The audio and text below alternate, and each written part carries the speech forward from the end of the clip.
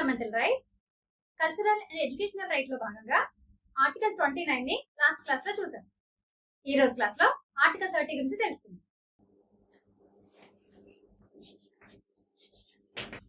Article 30 దేని గురించి చెప్తుంది అంటే,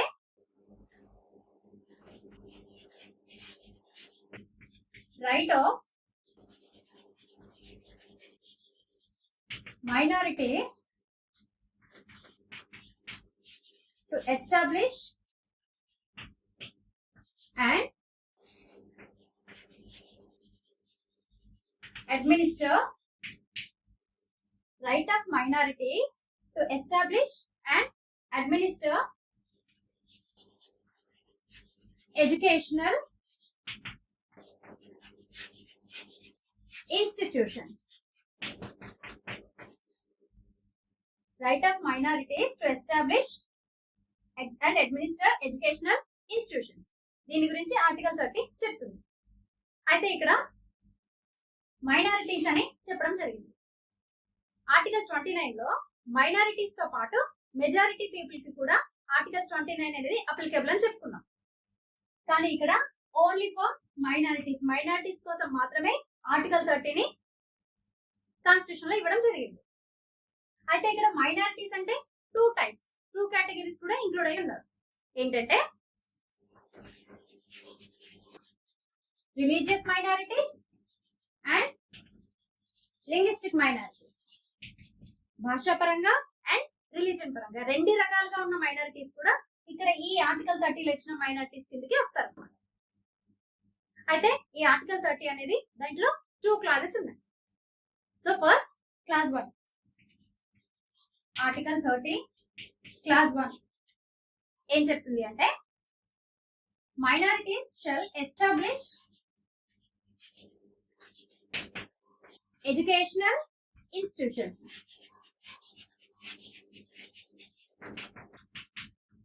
establish educational institutions and administer them. Article 30 class 1 అనేది ఈ మైనారిటీస్ ఎడ్యుకేషనల్ ఇన్స్టిట్యూషన్స్ ని ఎస్టాబ్లిష్ చేసుకోవచ్చు, అలాగే అడ్మినిస్టర్ చేసుకోవచ్చు అని చెప్పడం జరిగింది ఆర్టికల్ 30 క్లాస్ 1 ప్రకారం. అయితే అసలు ఎడ్యుకేషనల్ ఇన్స్టిట్యూషన్స్ ని ఎస్టాబ్లిష్ చేసుకోవడానికి అండ్ అడ్మినిస్టర్ చేసుకోవడానికి కాన్స్టిట్యూషన్ లో ఫండమెంటల్ రైట్ గా పెట్టాల్సిన అవసరం ఏమొచ్చింది అంటే, మైనారిటీస్ అంటేనే చాలా తక్కువ ఉన్నారని కదా, లింగ్విస్టిక్ కావచ్చు, రిలీజియస్ కావచ్చు. అలాంటప్పుడు వాళ్ళ లాంగ్వేజ్ ని, వాళ్ళ రిలీజియన్ ని ప్రొటెక్ట్ చేసుకోవడానికి, ప్రిజర్వ్ చేసుకోవడానికి, నెక్స్ట్ జనరేషన్స్ కి అందించడానికి ఎడ్యుకేషనల్ ఇన్స్టిట్యూషన్స్ అనేవి వాళ్ళ రైట్ అన్నమాట. వాటిని అడ్మినిస్టర్ చేసుకోవడం, ఎస్టాబ్లిష్ చేసుకోవడం, ఆ రకంగా వాళ్ళ లాంగ్వేజ్ ని, రిలీజియన్ ని ప్రొటెక్ట్ చేసుకోవాల్సిన అవసరం ఉంది అని మన కాన్స్టిట్యూషన్ మేకర్స్ గుర్తించడము, దానికోసం ఆర్టికల్ 30 ని ఇన్సర్ట్ చేయడం జరిగింది. దీంట్లో 30 క్లాస్ 1 ఏమో ఎస్టాబ్లిష్ చేసుకునే రైట్ అండ్ అడ్మినిస్టర్ చేసుకునే రైట్ ఉందని స్పెషల్ గా చెప్పడం జరుగుతుంది. Next article 30 class 1A. Article 30 class 1A దీన్ని 44th కాన్స్టిట్యూషనల్ అమెండ్మెంట్ తో 1978 లో ఇన్సెట్ చేయడం జరిగింది. ఆర్టికల్ 30 క్లాస్ 1A ని 44th అమెండ్మెంట్ తో కాన్స్టిట్యూషనల్ అమెండ్మెంట్ తో 1978 లో ఇన్సెట్ చేయడం జరిగింది. ఇది ఏం చెప్తుందంటే, if government acquire property of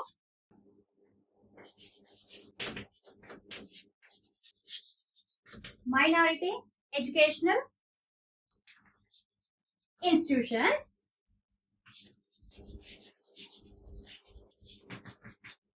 if government acquire property of minority educational institutions, దానికి ఇచ్చే కంపెన్సేషన్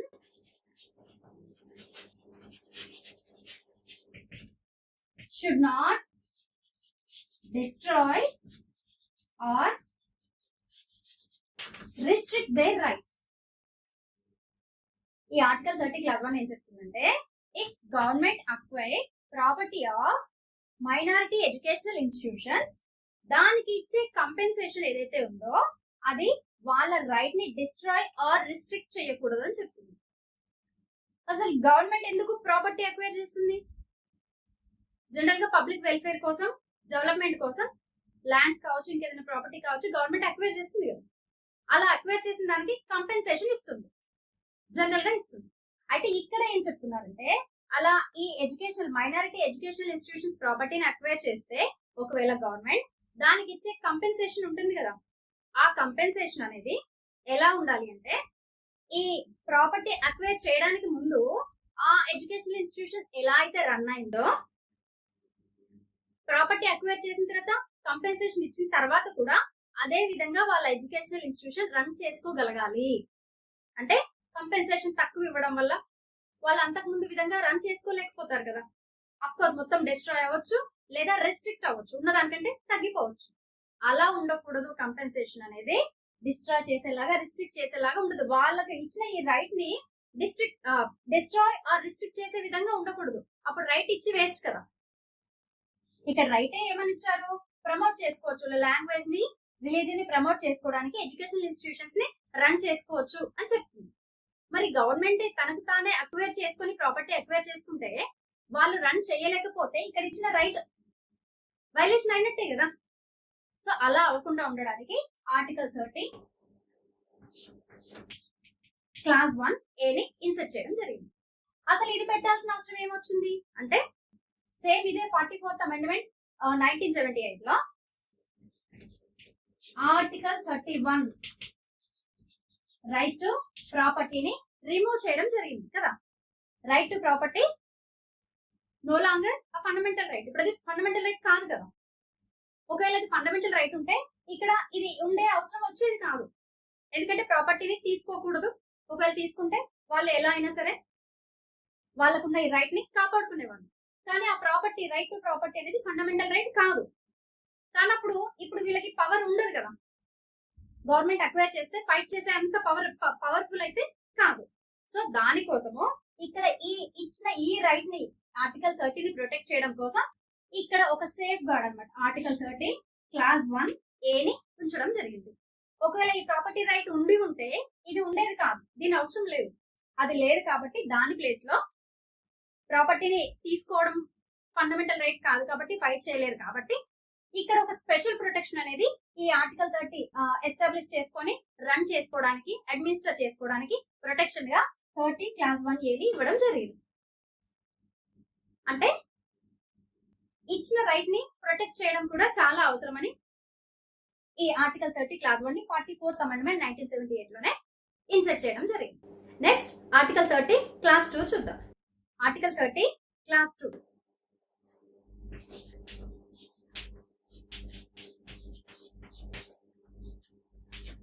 ఏం చెప్తుందంటే, state shall not discriminate in granting aids. State shall not discriminate in granting aids to educational institutions on the grounds of State shall not discriminate in granting aids to educational institutions on the grounds of managed by minorities.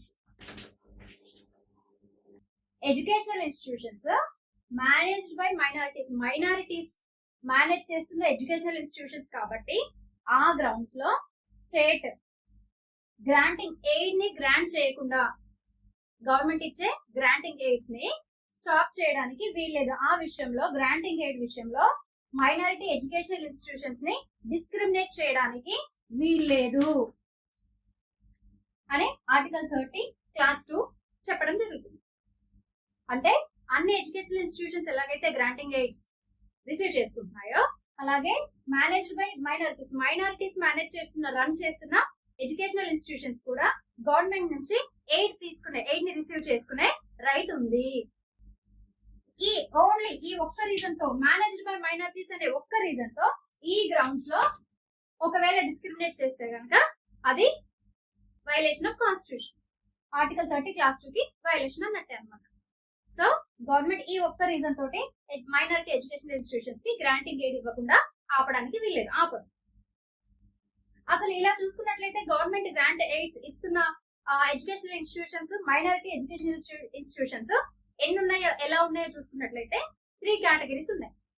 అవి ఈ minority educational institutions government recognition ఉన్నవి, government recognition plus aid, government తోటి సహాయం పొందుతున్నది, government aid ఇస్తున్నవి అనమాట. ఇలా ఒక type ఏమో minority educational institutions లో గవర్నమెంట్ రికగ్నిషన్ ఉంటుంది, అంటే రికగ్నిషన్ చేస్తుంది, అలాగే ఎయిడ్ ఇస్తుంది. ఇలా ఒక category of minority educational institutions ఉన్నాయి. అలాగే సెకండ్ టైప్ ఏంటంటే మళ్ళీ ఈ minority educational institutions recognition, aid ఈ రెండు చూసుకున్నట్లయితే రికగ్నిషన్ ఇస్తుంది, కొన్నిటికి ఉంటుంది, కానీ ఎయిడ్ అనేది ఉండదు. అలాగే థర్డ్ టైప్ చూసుకుంటే రికగ్నిషన్, ఎయిడ్ రెండు చూసుకున్నట్లయితే రికగ్నిషన్ ఉండదు, ఎయిడ్ కూడా ఇవ్వదన్నమాట. ఇలా మొత్తం మైనారిటీ ఎడ్యుకేషన్ ఇన్స్టిట్యూషన్స్ ని 3 కేటగిరీస్ చేసుకుంటే ఒక type of minority education institutes కి రికగ్నిషన్ ఉంటుంది, అలాగే గవర్నమెంట్ ఎయిడ్ కూడా ఇస్తుంది. సెకండ్ టైప్ ఏంటంటే రికగ్నిషన్ ఉంటుంది బట్ ఎయిడ్ అనేది ఉండదు అనమాట. థర్డ్ టైప్ రికగ్నిషన్ ఉండదు, ఎయిడ్ కూడా ఉండదు. ఇలా ఉన్నాయి మొత్తం మైనారిటీ ఎడ్యుకేషన్ ఇన్స్టిట్యూషన్స్. అయితే ఈ మైనారిటీ ఎడ్యుకేషనల్ ఇన్స్టిట్యూషన్స్ కి గవర్నమెంట్ ఎయిడ్ ఇస్తుంది కదా, ఎయిడ్ ఇస్తుంది అంటే వాటిని రెగ్యులేట్ చేసే రైట్ కూడా గవర్నమెంట్ తీసుకున్నట్టే కదా, గవర్నమెంట్ ఉంటుంది కదా. ఈ ఆర్టికల్ 30 అనేది వాళ్ళ ఎడ్యుకేషన్ ని, వాళ్ళ లాంగ్వేజ్ ని ప్రమోట్ చేసుకోవడానికి వాళ్ళకి ఇచ్చిన ఫండమెంటల్ రైట్, మైనారిటీస్ కి ఇచ్చిన ఫండమెంటల్ రైట్. అలా అని అది అబ్సల్యూట్ మాత్రం కాదు. గవర్నమెంట్ రెగ్యులేట్ చేస్తుంది, గవర్నమెంట్ రిస్ట్రిక్షన్స్ పెడుతుంది. ఏ విషయంలో? ఈ ఎడ్యుకేషనల్ ఇన్స్టిట్యూషన్స్ రన్ చేస్తున్నప్పుడు సిలబస్ విషయంలో కావచ్చు, డిసిప్లిన్ విషయంలో కావచ్చు, అకాడమిక్ స్టాండర్డ్స్ విషయంలో కావచ్చు, శానిటేషన్ విషయంలో, ఎంప్లాయ్మెంట్ విషయంలో గవర్నమెంట్ రెగ్యులేట్ చేస్తుంది, గవర్నమెంట్ రిస్ట్రిక్షన్ చేస్తుంది అనమాట. ఈ మైనారిటీ ఎడ్యుకేషన్ ఇన్స్టిట్యూషన్స్ అంటే రీజనబుల్ రిస్ట్రిక్షన్స్ ఉంటాయి, అబ్సల్యూట్ అయితే కావు. అలాగే సుప్రీంకోర్టు కూడా మలంకర సిరియన్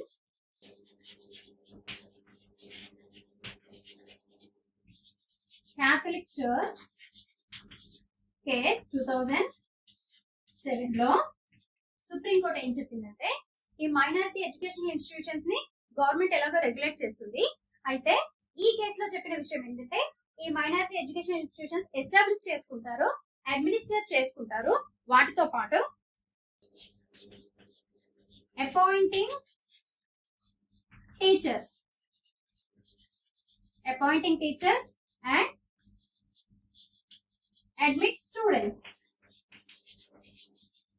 అంటే వాళ్ళు అనుకున్నట్టు మెరిట్ బేస్ లో కావచ్చు, వాళ్ళకున్న నామ్స్ ప్రకారం స్టూడెంట్ ని అడ్మిట్ చేసుకోవచ్చు, అలాగే టీచర్స్ ని అపాయింట్ చేసుకోవచ్చు అని ఈ Malankara Syrian Catholic church case 2007 లో సుప్రీంకోర్టు చెప్పడం జరిగింది.